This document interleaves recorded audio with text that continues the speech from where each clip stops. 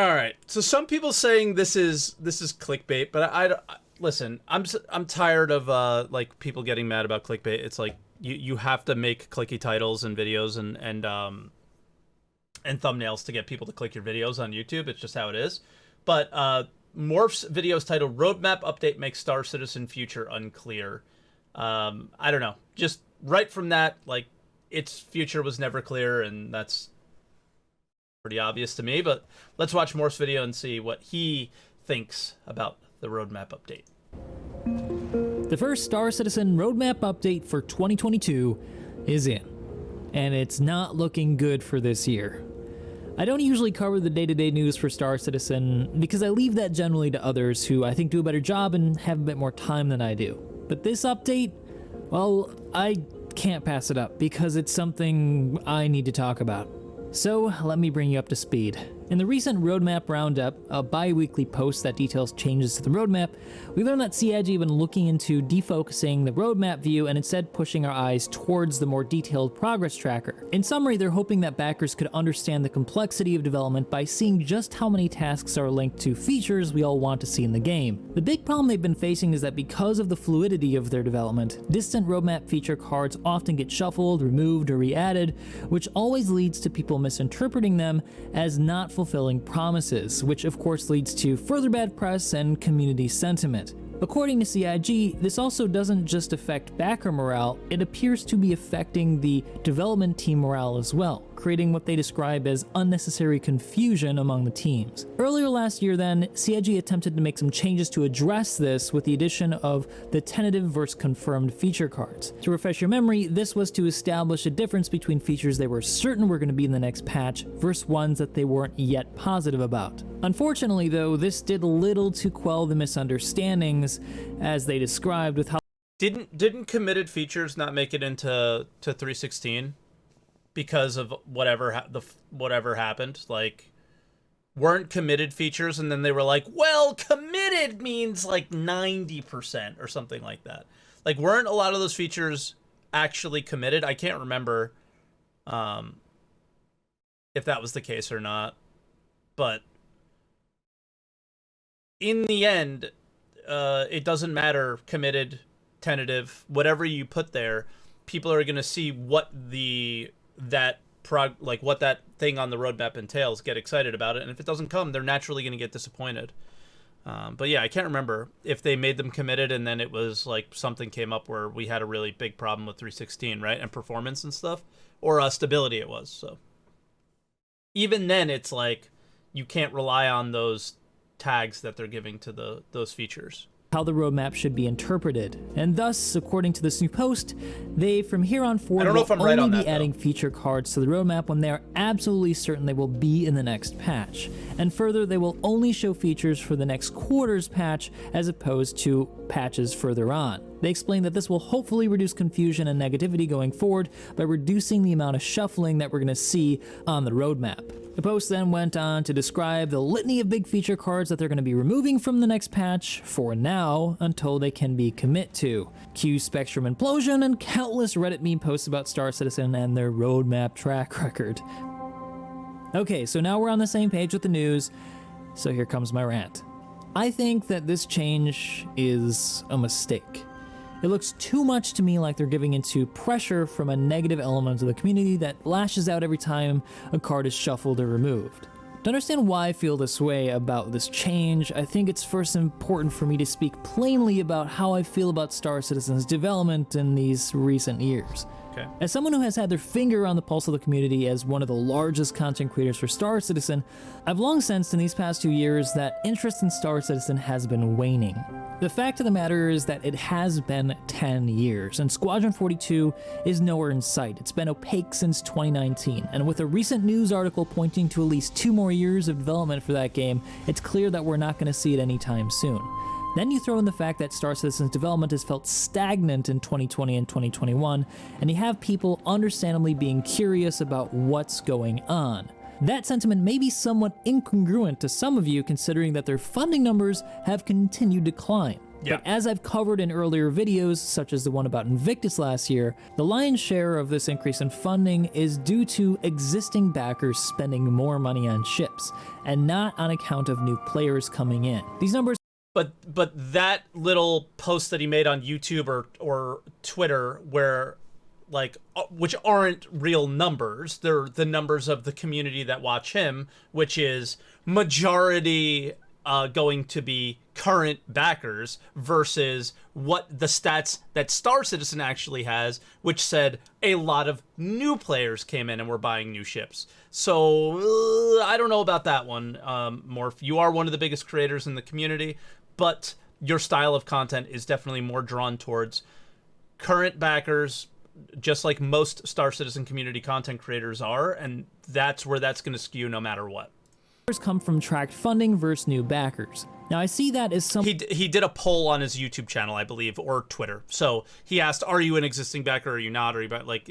The poll determined those statistics. So that's where that came from. As unhealthy to the game's growth.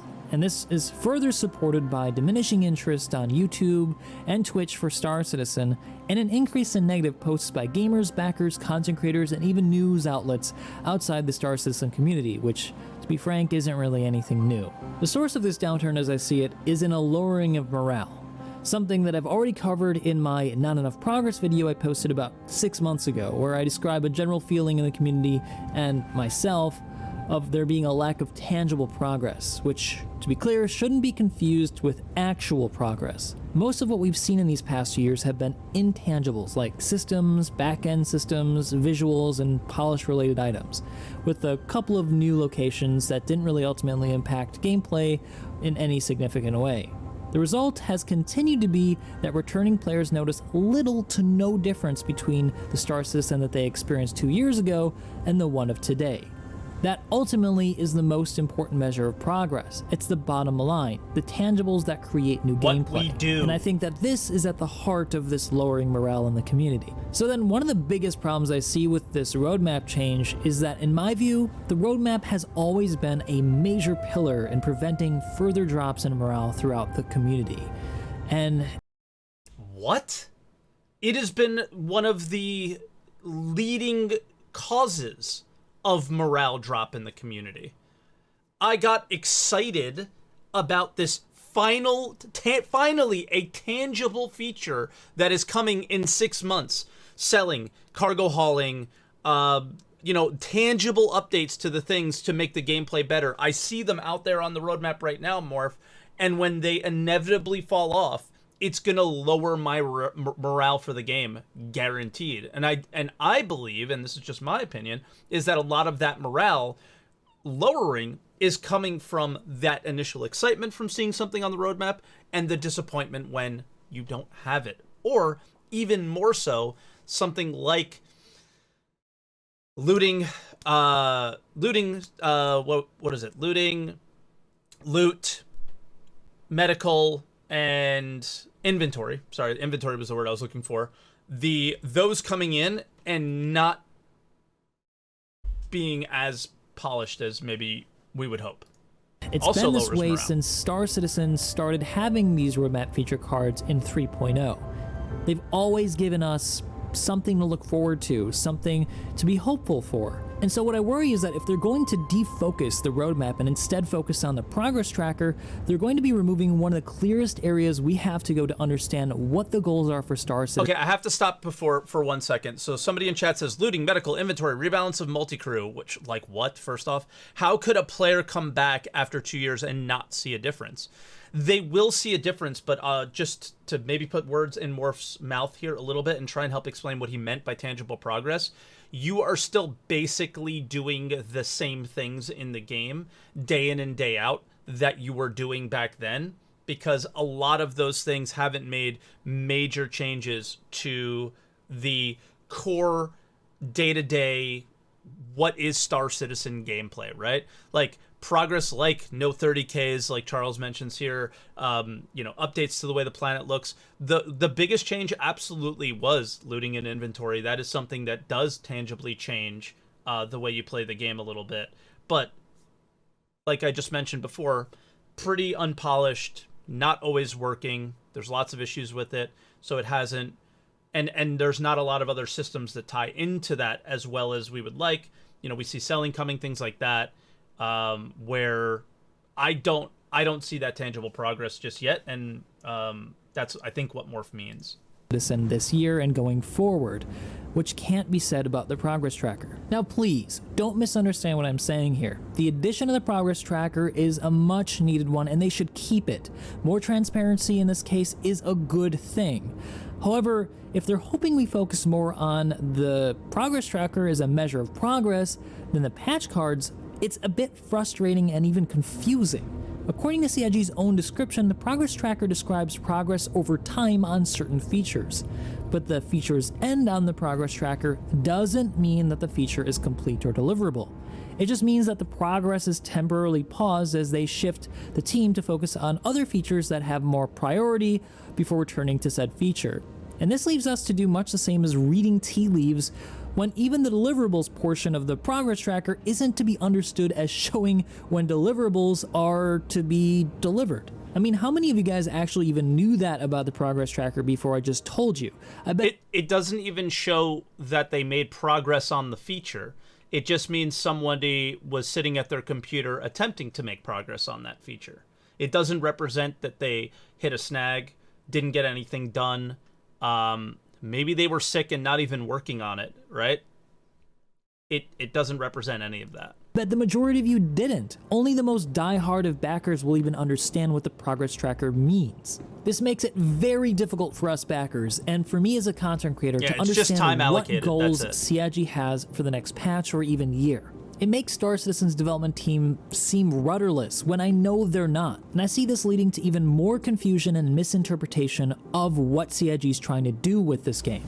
But what's worse, and I think this is really the biggest issue I have with this change to the roadmap, is that without these clear cards that can be understood as goals for deliverables, how are we able to hold them to any semblance of account? Because as much as I'm sure that they have internal deadlines and deliverables, it's much harder to give them pressure when we don't know what they are. Without these public goals, it reduces what I view as much needed constraints to deliver creative results. And if you thought you can hold them accountable, we wouldn't be in the state that we're in today 10 years into, well, 9 years into development, we're in the 10th year of development. If you actually thought you can hold them, like the whole thing about CIG is nobody can hold them accountable. That is the difference between Star Citizen and Cloud Imperium Games and every other studio for every other game that you have, is there is no accountability. And you literally pay for spaceships so they don't have accountability. Like that is like the actual point of the whole project, is we will not be held accountable by any publishers or you. We are going to make the game the way we want, and it'll be done when it's done. There is no accountability. That is Star Citizen. I don't get what people don't get about that, actually, is there is no accountability, there never was, and there never will be. And that's why we are where we are, and that's why we are probably not going to be where we want to be in anywhere near the reasonable, in a reasonable time frame, because there is no accountability, and the whole structure of everything was built to prevent accountability. We're not going to give you any insights on how we make anything because we don't want to be held accountable for our game systems. We're not going to share those with you anymore. We're only going to share you an insight into how we make a video game, but we're not going to tell you anything about the video game we're making. They never hold you accountable at all for any, like they're never held accountable for anything, and they never will be. So stop thinking that you're able to, and stop thinking that the roadmap was any sort of accountability, because if it was, we would already have salvaging by now, because we wouldn't have allowed them to kick it down the road for this long. Like, that's silly. Timely fashion. But let me qualify this a bit, and I'm not trying to brag. Never was, it's really important that you understand that I'm coming from this from a professional point of view. Many of you probably already know that I work professionally designing homes and buildings in Taiwan and in the US. So understand that when I say that constraints breed creativity, it's not coming from some axiom that I read in a book. I found it to be profoundly true through hard-fought experience. In fact, just this past year, I had one such experience in a super high-stakes bid where we learned of a project in the last minute from a prospective client who wanted a 24-story building designed for downtown Taipei. We only had 2 weeks to come up with a design if we committed to it, with a failure condition resulting in a big hit to our reputation and credibility in Taiwan's small but profitable development community. The principal architect and I must have debated for an hour or more on whether or not we should commit to this client's proposal request, but in the end, we did. And we won. And without that pressure to deliver, I don't think we could have come up with such an exceptional design. Now, just to tell you, I'm sorry I can't show it to you. I'm legally unable to due to client privacy from our contract. Hopefully I can show it to you guys someday. I hope that helps drive home that a reasonable goal can create exceptional results. Were it just a week that we needed to come up with the design, I think we would have turned it down.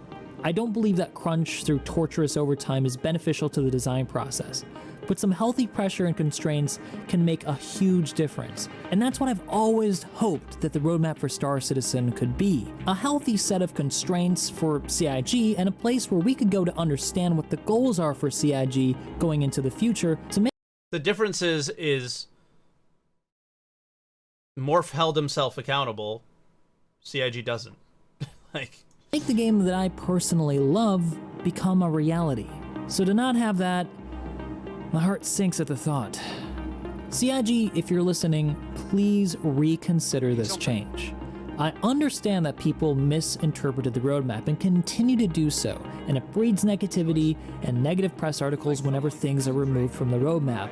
But in my view, it's their own damned fault for misunderstanding the difference between tentative and committed. There are always going to be naysayers, and statistically, the refunds Reddit is always going to grow as Star Citizen's community grows. But these things shouldn't be allowed to derail what I view as a necessary, clear transparency about the game's goals. And ultimately, the larger community cares about the bottom line, tangible progress. The clearer CIG can be about their goals, the fewer the misunderstandings there will be. And this... They're going to commit to those goals 3 months out. They're going to tell you what their goals are for the next 3 months, 3 months at a time. Where they can clearly commit to them, give you the ideas of what their plans are for the next 3 months, and try to achieve those goals. What they're not going to do is rub the fucking genie bottle anymore and grant 3 wishes to the community. Oh, you guys want to see salvage? Just rub this bottle for 6 to 9 months, and then eventually nothing will happen. This, I believe, is the key to bringing community morale back up again, which should, of course, also lead to better funding going into the future. Yeah. But hey, that's just because community morale was great with it the way it was. Like I just don't get this. See you next time. See you later, Morph. I just don't agree with him at all, but that doesn't mean that like a lot of his points aren't valid here. It's just it just didn't work. Like, arguing for the status quo that wasn't working makes no sense to me. I just don't get that. But maybe I'm just misinterpreting or misunderstanding what he's trying to say. I don't think the status quo was holding them accountable. I don't think the status quo was helping community morale. It just comes down to, we all want tangible progress. That is the change. And a roadmap doesn't create tangible progress for anybody. It just doesn't. It's CIG needs to hold themselves accountable because they are the only people that can do so, right? And putting out the, like, Morph is held accountable, yes, by his reputation in his community, like you mentioned, but more importantly, Morph is held accountable by his boss. And those are the only people that can hold the developers at CIG accountable, because we cannot. It is not possible. It's never happened, and it never will. The last time we held anybody accountable, we got the fantastic Squadron 42 update, right? Here we go, guys. We'll throw you a bone and show you a satellite dish, you know? that, okay, we've been held accountable. Congratulations. Like that, like, again, CIG and Star Citizen, the whole system is built around not having accountability, not being accountable to a publisher. You cannot expect accountability here. The only thing you can do is tell them what you find about the next feature that is fun and what you find about the next feature that is not. And hopefully they take that feedback and make the features that you are enjoying in the game better. That is all we can do. That is all we are here for. And then the other thing is to eventually, hopefully, enjoy something like the Star Citizen experience that is in all of our heads. That's it. That's all we could do. I just don't see us having any sort of power that people seem to think that they have. It just doesn't make any sense. But thank you again for your video, Morph, and I appreciate it. Yeah, maybe their investors can hold them accountable, perhaps, but as long as the money is raking in and they're paying them out, as we saw in the financial report, they don't have to be held accountable to deliver any product. They can just keep selling ships and pay their investors back. No problem. Easy peasy. Can we get some easy claps for that, guys? Very nice. Awesome.